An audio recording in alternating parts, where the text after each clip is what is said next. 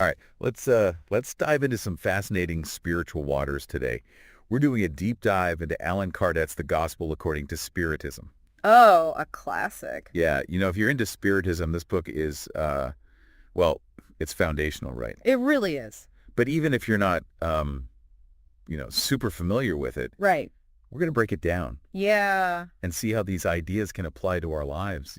absolutely. It's amazing how relevant some of this stuff still is. Yeah, it is. Like, you wouldn't believe this was written like over 150 years ago. No, you wouldn't. The way Kardec interprets Jesus's teachings Yeah, through this spiritist lens, right. we're not just talking about faith here, it's about understanding the spiritual world and like Yeah. how we connect to it. Exactly. And one of the things that really stood out to me was how Kardec interprets that whole seek and you shall find idea. Oh, interesting. He doesn't just say it's a nice saying. Right. You know what I mean? Yeah. He connects it to this like universal law Okay. of labor and progress. I see. Yeah, that's right. So it's not enough to just, sit around wishing for things to get better. Mm. We have to actually like roll up our sleeves and do the work. Yeah, exactly. That's what he's saying. He's saying that God wants us to, use our intelligence Huh? to put in the effort Okay. to solve problems, to make discoveries, to Yeah. advance civilization. Okay, so let me play devil's advocate here for a sec. Sure.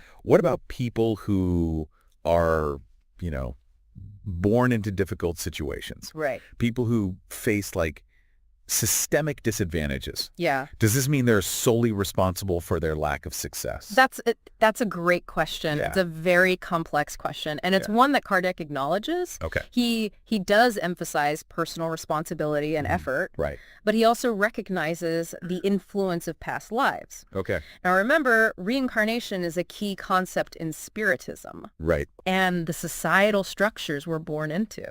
I see. So he's not saying that we're like blank slates when we're born. Exactly. We come into this life with baggage, so to speak. Yes, baggage from previous lives Right. and baggage from the society that we're born into. Okay, so it's like we're all dealt a different hand, Uh-huh. but we still have the agency to play those cards Right. to the best of our ability. Yeah, exactly. It's a nuanced perspective Yeah. that recognizes both the limitations and the possibilities of human agency, Okay. but ultimately, Kardec believed that each lifetime is a step Right. in our spiritual evolution, Right. a chance to learn, grow, and contribute to the progress of, well, humanity as a whole. Now that's where it gets really interesting for me. Yeah, Reincarnation. So all those like challenges and triumphs we go through, right. they're not just random events. Yeah. They're actually opportunities Yeah, for our souls to evolve over multiple lifetimes. yes. And that evolution, it's not just about like being a better person. Okay. It's about gaining a deeper understanding of Yeah. the universe and our place in it. Okay. I want to dive into that a little later. Sure. But first I have another question for you. Okay. Jesus talks a lot about not worrying about material things, Yeah. right? Consider the lilies of the field and all Yeah. that. Yeah. But Kardec seems to say we shouldn't just sit back and expect miracles. Right. How do we reconcile those two seemingly contradictory ideas? You've hit on another fascinating point. Okay. It's not about being passive. Okay. It's about trusting in a higher power while taking action. Okay. God gives us the tools, Right. the intelligence, the resources, Uh-huh. but it's up to us to use them. Okay. It's like a collaboration. So, okay, maybe God didn't like hand us a fully furnished apartment, Right. but we've got the blueprints, we got the tools, Huh. and we even got some helpful neighbors to get the job done. Exactly. And just like those helpful neighbors, God might not hand us the solutions directly, Okay. but maybe we get a sudden flash of inspiration, a new idea, Uh-huh. or we stumble upon the resources we need Yeah. at just the right moment. Right, at the right time. It's a subtle but powerful partnership. This is starting to click for me. Good. It's like that saying, God helps those who help themselves. Uh-huh. We have a part to play, Yes. and divine providence, or whatever you want to call it, Sure. is there to support us along the way. Right. It's not about saying, okay, Yeah. I'm just going to sit here and meditate and wait for good things to happen. Oh. No, it's about being active, Okay. using our gifts, Yeah. and trusting that we're not alone in this journey. So it's a balance Yeah, between action and faith. exactly. Not either, Right. but both hand. Yeah. And this idea of balance is really key to understanding Kardec's interpretation of Jesus's teachings. Now, speaking of balance, I was really intrigued by what Kardec has to say about material possessions. Hmm. He seems to suggest that getting caught up in the pursuit of wealth can be, well, a distraction Yeah, from our true spiritual purpose. absolutely. And, you have to remember that Kardec was writing Right. during a time of like immense social and economic change. Mm-hmm. The Industrial Revolution was in full swing. Yeah. And people were grappling with new ideas about wealth and progress. It's kind of like today, right? Exactly. We're bombarded with messages telling us we need Yeah. the latest gadget, the bigger house, Right. the perfect Instagrammable life. And it's so easy to get caught up in that chase. Yeah. Thinking that more stuff will equal more happiness. Right. But Kardec reminds us Mm. that true fulfillment comes from something deeper. Okay. It comes from cultivating our spiritual selves Yeah. and connecting with something larger than ourselves. So is he saying we should all just give up our possessions and live like monks? Not necessarily. It's more about detaching But, from the idea that material wealth is the ultimate goal. okay. It's about recognizing that things are just things. Okay. They can be useful, they can bring us comfort, Uh-huh. but they shouldn't define us or become like the center of our lives. Okay, that makes sense. Yeah. But realistically, how do we navigate that Right. in a world that's so focused on Yeah. material success? It's tough, Yeah, I mean, we all need to pay the bills, right? of course. Kardec isn't advocating for poverty or neglecting our responsibilities. Okay. It's more about finding that sweet spot, Okay. that balance between taking care of our needs Uh-huh. and not becoming slaves to our desires. So how do we do that? Where do we even start? It starts with awareness. Okay. Being mindful of Yeah. the messages we're consuming, Right? the values we're internalizing, and the choices we're making. Okay. It's about asking ourselves, is this purchase really going to bring me lasting happiness? Right. Or is it just feeding my ego? So it's about being intentional Yes. with our spending Uh-huh. and recognizing the difference between what we need Right. and what we simply want. Exactly. And it's also about cultivating gratitude Yep. for what we already have. Yeah. Often we're so focused on what we lack Uh-huh. that we forget to appreciate the abundance that's already present in our lives. That's such a good point. It is. It's so easy to get caught up in that I'll be happy when mindset. Yeah. Always striving for something more. Right. But maybe, just maybe, true happiness lies in appreciating the journey, Yeah. not just the destination. Beautifully said. And that's really at the heart of what Kardec is trying to convey. It's Yeah. about shifting our focus from material accumulation to spiritual growth. Yeah. It's about recognizing that our true wealth lies not in what we possess, but in who we are Right. and how we connect with the world around us. This is making me think about something else Kardec talks about. Okay. How Jesus told his disciples to travel Yeah. without any possessions, Right. relying on the kindness of others. Uh, That seems pretty radical, even today. it was definitely a radical idea. But remember, it's not just about the literal act of traveling light. Right. It's about cultivating a spirit of detachment from material possessions Oh, and learning to trust in something larger than ourselves. that's also a test, wasn't it? It was. A way to distinguish Yeah. those who were truly charitable Uh-huh. from those who were only concerned with their own, like, comfort and security. Excellent. So it really forced them Yeah. to rely on the generosity of strangers, Right. to step outside their comfort zones Uh-huh. and experience the world in a completely new way. Now, how does that translate to modern times? Right. Most of us aren't wandering preachers. Right. So what's the takeaway here? That's where it gets really interesting. Kardec suggests that the deeper lesson here is about how we approach our own beliefs and ideas. Okay. We shouldn't try to force them on others, Right. but rather seek out those who are genuinely receptive. Okay. It's about respecting people's autonomy and finding common ground through persuasion and kindness. So instead of taking heaven by force, as he puts it, Yeah, it's about taking it by kindness. exactly. Yeah. And in a world that's becoming increasingly polarized, Yeah, totally. that's a really important message. It is. How do we navigate disagreements without resorting to like aggression or judgment? Right. How do we engage with people who hold different views while still respecting the right to believe what they believe? It's like we're all on our own spiritual journeys, right? Yes. And we need to, like, respect where everyone else is on their path Exactly. instead of trying to drag them onto ours. Right. And instead of trying to drag them onto our path, Yeah. we can offer a helping hand, a Uh-huh. word of encouragement, or simply a listening ear. This is all reminding me of something else Kardec talks about. Okay. And it's this powerful analogy. Okay. He used it to describe the rich and their relationship to wealth. Uh-huh. He compares them to people who have a lot of seed. Ah, yes. A very thought-provoking analogy. Right. He argues that the wealthy have a choice. Mm-hmm. They can either hoard their wealth, Yeah. letting it rot away like unused seed, Right. or they can share it, Okay. planting it in fertile ground where it can multiply and benefit many. Yeah, he's not demonizing wealth itself. Okay. He's challenging us to think about how we use our resources, Mm-hmm. whether they be material, intellectual, or spiritual. So it's not about like guilt-tripping people who have money, Right. but it's about encouraging them to use their resources wisely Mm-hmm. and for the greater good. Precisely. Kardec believed that true prosperity comes from sharing, Okay. from recognizing that we're all interconnected, and that our individual well-being is inextricably linked to the well-being of others. This is making me think about like our current economic systems Right. where there's so much emphasis on individual gain Yeah. and competition.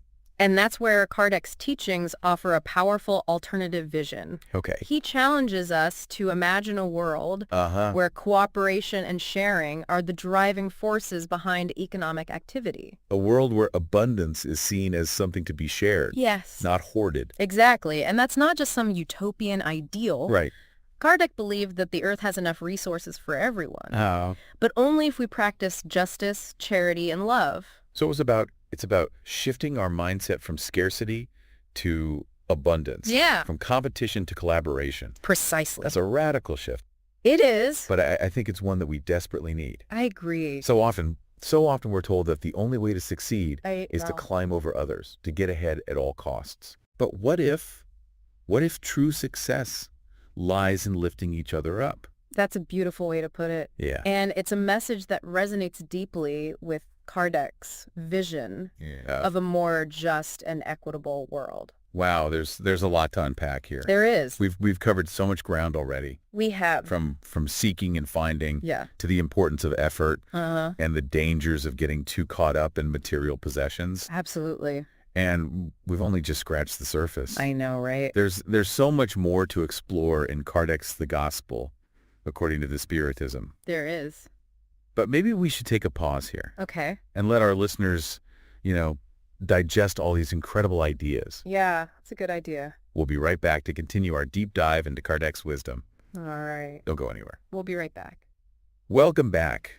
We've been exploring some really, really fascinating ideas from Allan Kardec's The Gospel according to the Spiritism, and I'm eager to keep diving in. Yeah, me too. Before the break, we were talking about how material possessions can be a distraction Yeah. from our true spiritual purpose. Yeah. And that got me thinking about Kardec's idea of taking heaven by kindness.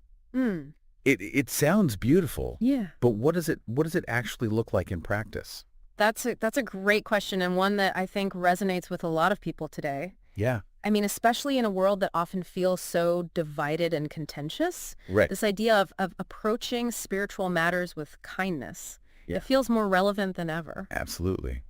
So if we're not supposed to take heaven by force, what's the alternative? Right. How do we share our beliefs and values without being like pushy or judgmental? Well, Kardec believed that true persuasion comes from within. You can't force someone to believe something they don't. Mhm. Instead, he emphasizes the power of leading by example. Okay. When we live our lives in alignment with our values, Uh-huh. showing kindness and compassion to others, that's what really inspires people. It's about walking the walk, not Yeah. just talking the talk. Exactly. But what about when we encounter people who have like completely different beliefs than our own? Right. How do we navigate those conversations Yeah. without getting into like heated arguments? That's where the real challenge lies. Okay. And where kindness becomes even more crucial. Okay. Instead of trying to convert someone to our way of thinking, Right. we should strive to understand where they're coming from. Okay. Ask questions, listen actively, and try to see the world through their eyes. It's about building bridges instead of walls. Yes. But that that can be really tough, You can. especially when we feel strongly about our own beliefs. Absolutely. And it's important to remember Yeah. that we don't have to compromise our own values Okay. to engage in respectful dialogue. Okay. It's about finding that common ground, those shared values that Yeah. can connect us despite our differences. This is making me think about how polarized our society has become. Yeah, it's true. It seems like everyone's retreating into their own echo chambers, Right. afraid to engage with anyone who thinks differently. That's a real concern. Yeah. And I think Kardec's teachings, they offer a powerful antidote to that kind of division. Okay. He believed that true progress, Yeah. both individual and collective, Right. depends on our ability to communicate and collaborate, Right. even across ideological divides. So how do we do that? How do we bridge those divides Right. without compromising our own beliefs? It starts with recognizing that everyone is on their own journey. Okay. We all have our own unique experiences and perspectives Yeah. that shape our worldview. Uh-huh. So instead of trying to force our beliefs on others, Okay. we can try to meet them where they are, Right. offering support and encouragement without judgment or imposition. This reminds me of something you mentioned earlier Oh, okay. about Kardec's belief in reincarnation. Yeah. How does that tie into this idea Right. of taking heaven by kindness? That's a great connection. Yeah. If we view each lifetime as a step on a ladder Uh-huh. of spiritual progress, Okay. then we have to acknowledge that everyone is at a different stage Yeah. of their journey. Okay. Someone who vehemently opposes our beliefs might simply be at a different point Right. in their spiritual evolution. So instead of judging or dismissing them, Yeah, we can try to understand their perspective and offer them compassion and support. exactly. It's about recognizing the inherent worth and dignity of every individual, Okay. regardless of where they are on their spiritual path.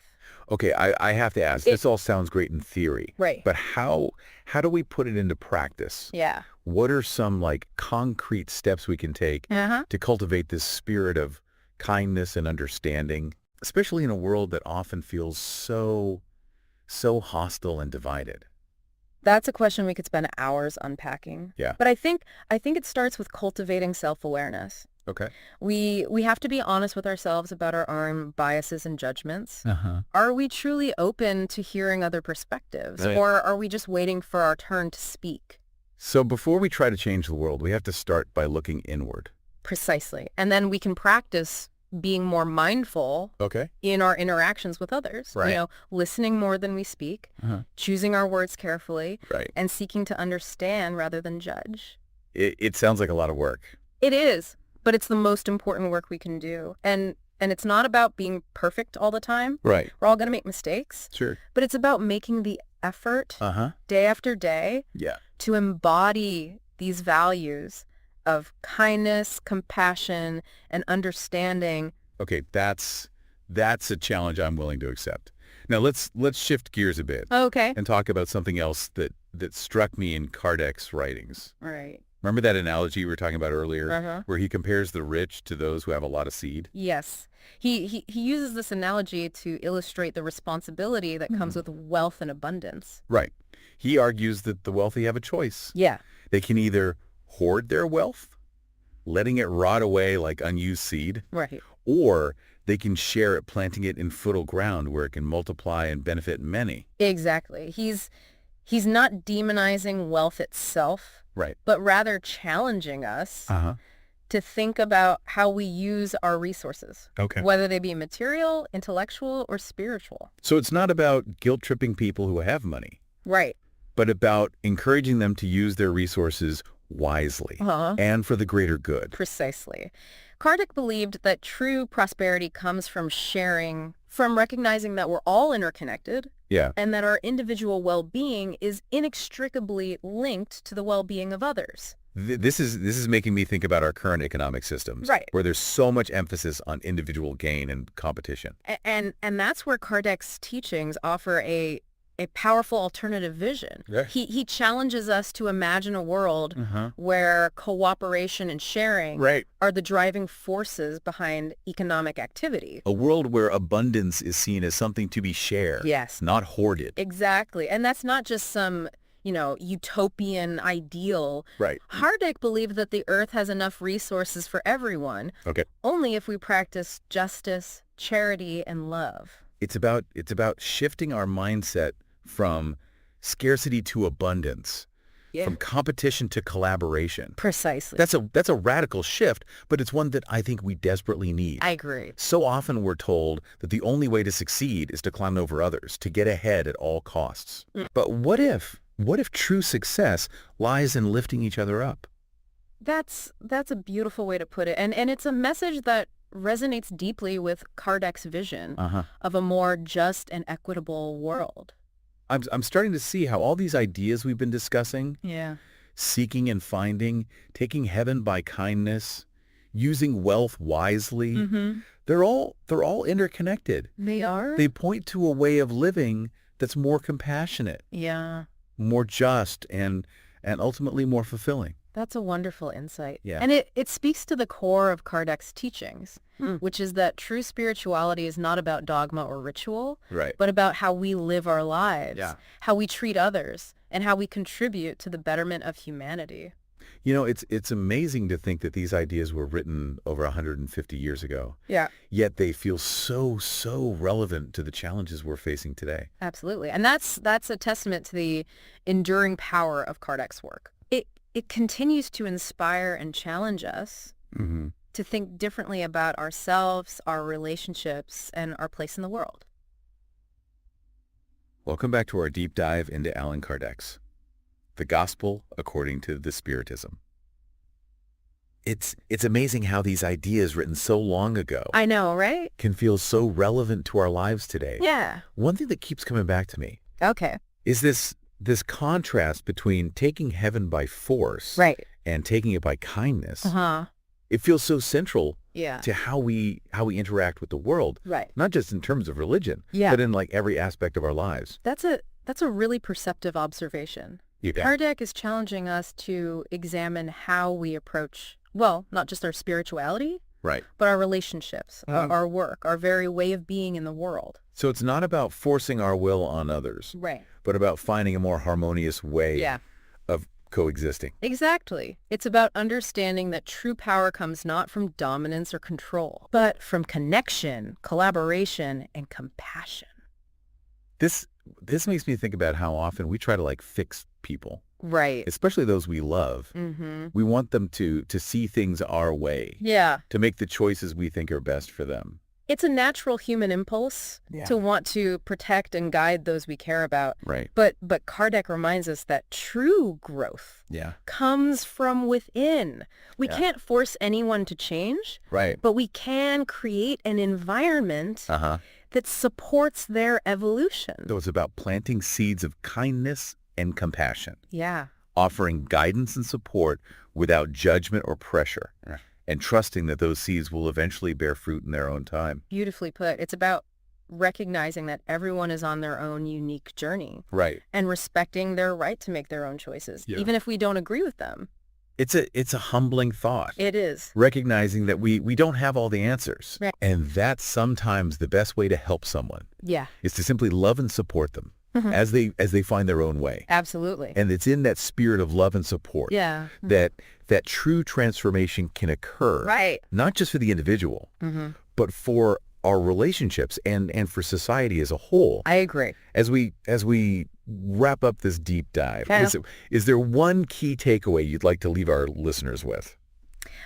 I think it's the interconnectedness of it all. Okay. Seeking, finding, acting with kindness, using our resources wisely. These aren't isolated concepts. Right. They're all interwoven, creating a tapestry of meaning and purpose in our lives. Okay. And that tapestry extends beyond ourselves Right. to encompass the entire human family. So it's not just about our individual spiritual growth, Right. but about recognizing our interconnectedness and working together to create a better world Yes. for everyone. Precisely. We're all in this together. Yeah. And as Kardec reminds us, the choices we make, both big and small, have a ripple effect that extends far beyond ourselves. What a powerful thought to end on. It is. So as we go forth from this deep dive, Yeah. let's remember to seek with open hearts act with kindness and understanding, and use our resources for the greater good. And let's never underestimate the power of a single act of kindness to change the world. Thank you for joining us on this journey through Allan Kardec's wisdom.